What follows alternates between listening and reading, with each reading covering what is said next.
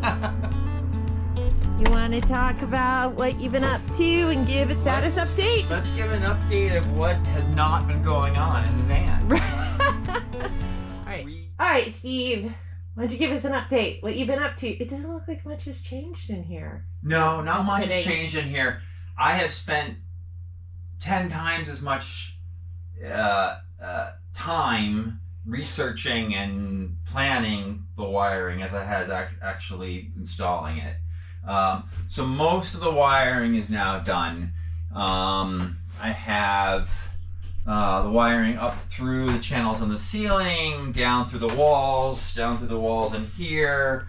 All of it's coming back up through here, and then it all kind of comes back and terminates down here where the power system's going to be. In our van, we are using an all-in-one power pack because the reality is 300 days of the year, we don't need any power system back here. So, and that way we can just unplug it, lift it out. We can use it for home backup. Should we lose power in the winter, it can run the furnace. We can use it at bike events, so we can just pull it, just carry it right out to a tent in a field or in a conference center or wherever we're to set up with a display so that we can power stuff there. So this becomes then a multi-versatile power system by not having it built into the van. Okay, so why don't we start, so as you said, the power station's going to be back there. Yep. So walk me through the kind of living, the electrical scenarios that we talked about. All right, let's start up here in the front in the area we're calling the office. The office. So this chair will remain in the van.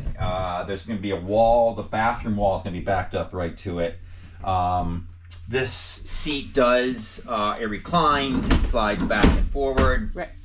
So what you see right here was just temporary. But there's going to basically in here be multiple USB outlets to charge phones, to actually even run a Mac laptop. You don't need a 120 volt outlet anymore to charge laptops.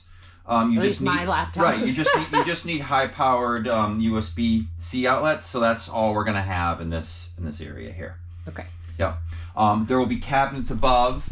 So there'll be an under cabinet light here to shine down on the area. And yeah, so there'll just be a section of cabinets there. So okay. So that's this wire actually is for the under cabinet lights. Okay, so that then moves us to the kitchen / potty closet. Yeah, the bathroom here. So that'll have a light in the bathroom. Next behind that is going to be the fridge. Now we're going to have quite a skinny but tall fridge in here that's going to be more higher so that we don't have to squat down like this and look in a fridge. Right. So it's going to be a front door and at much more comfort height as well. So we have the line for the refrigerator. Yep.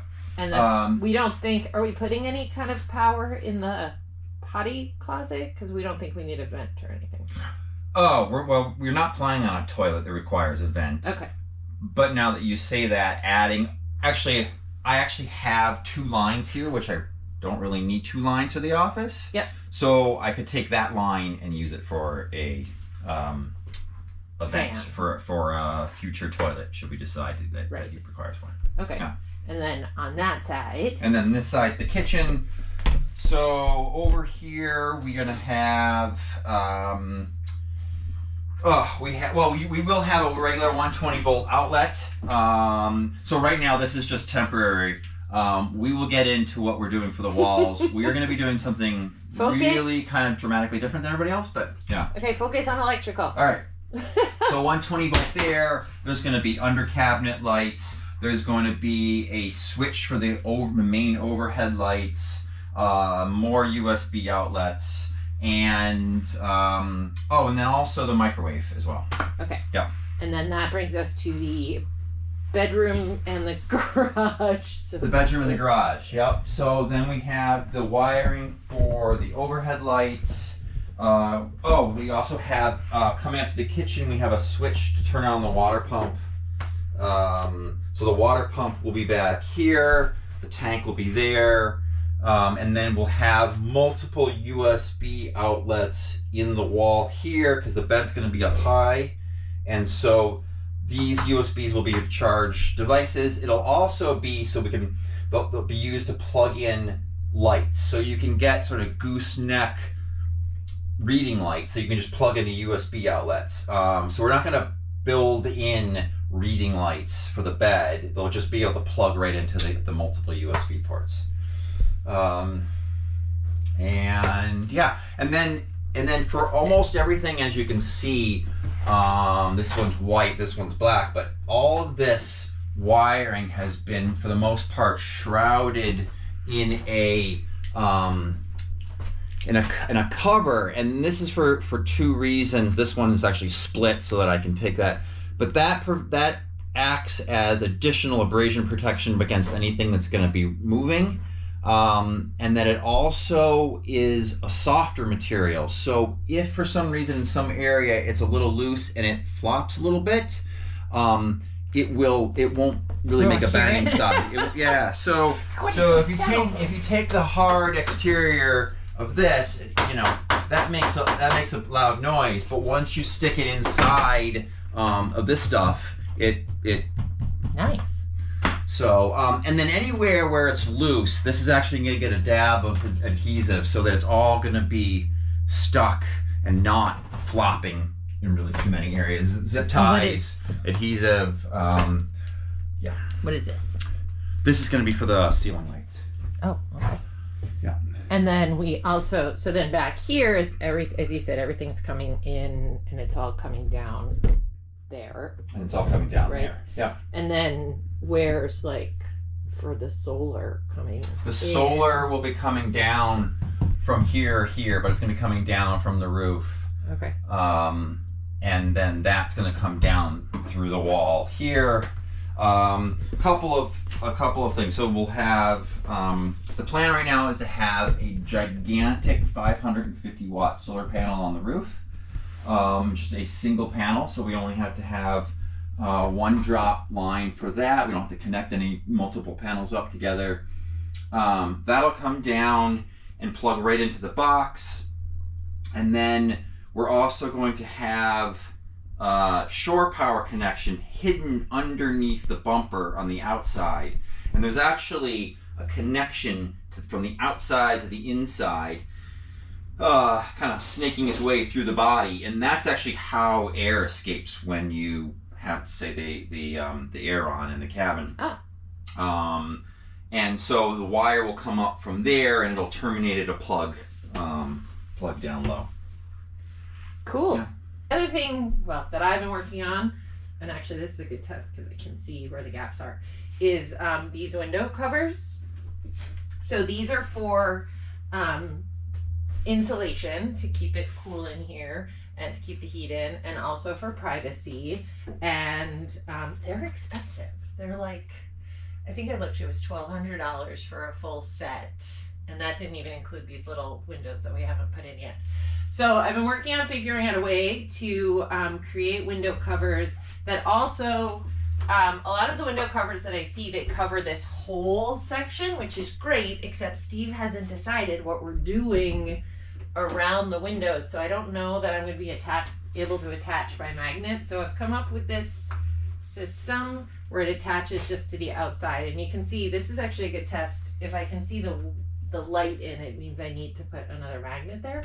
But I think they're turning out pretty good. Of course, if you account for your labor time, they're $4,000. Exactly. But you've been having kind of a good time doing these. Yeah, we have the equipment. We have the sewing machines.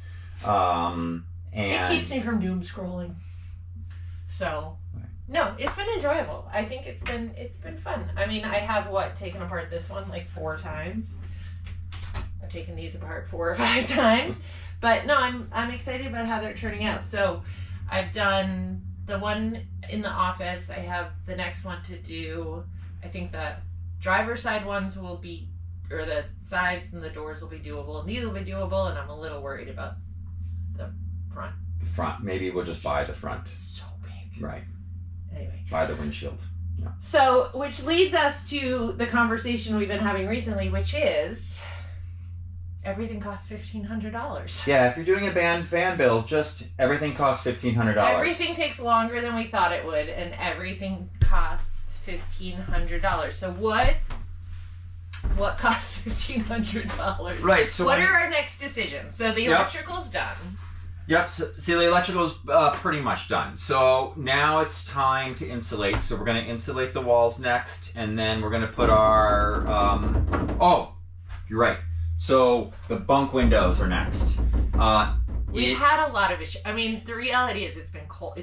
It is February in New England. It is right now. It's a nice balmy day. It's 35, so it's a nice day. Right. But it's been difficult, and we are doing urethane adhesive windows, like the main side windows, not compression windows. The main reason we chose that is in some regards to match the look of the front, and other because the urethane windows, if you install them properly, I mean, you'll know right up ahead if you have leaks or not after you install them. But once those are in, they will never leak. Right? And the compression windows with gaskets, they've been known to leak after a couple years by the vibration and the flexing of the body, and they work their way a little loose, and you might never know you have a leak going down into your wall with those. So the cool thing is you have a friend who has warehouses. So I just found a friend with a big 10-foot garage. So we're gonna try to sneak in there a day and get these bunk windows in. Here. It's cold in here. It's hard to work here. Okay, so that's next, so that we can insulate. And then we had all sorts of conversations because everything costs $1,500. What costs $1,500? Let's see, what costs $1,500? I mean, technically, if you bought all these window covers, you're looking at $1,500. $1,500. The fridge is $1,500. You want wheels and tires, they're $1,500. Side steps are $1,500. Roof rack is $1,500. You want one of those nice front bumpers? Those are $1,500.